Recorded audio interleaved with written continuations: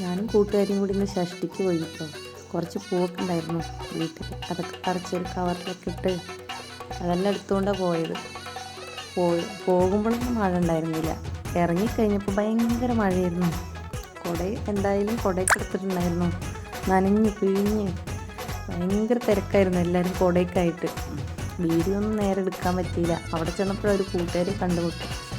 ഞങ്ങൾ വർത്താനൊക്കെ പറഞ്ഞ് കമ്മലൊക്കെ വാങ്ങി ഭക്ഷണത്തിന് ക്യൂ നിന്നു.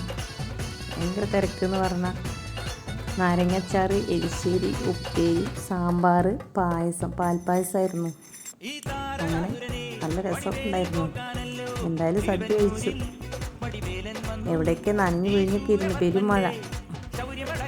അങ്ങനെ ഞങ്ങൾ ഭക്ഷണം കഴിച്ചു. അങ്ങനെ പൊരിയൊക്കെ വാങ്ങി തിരിച്ചു. ഓക്കേ.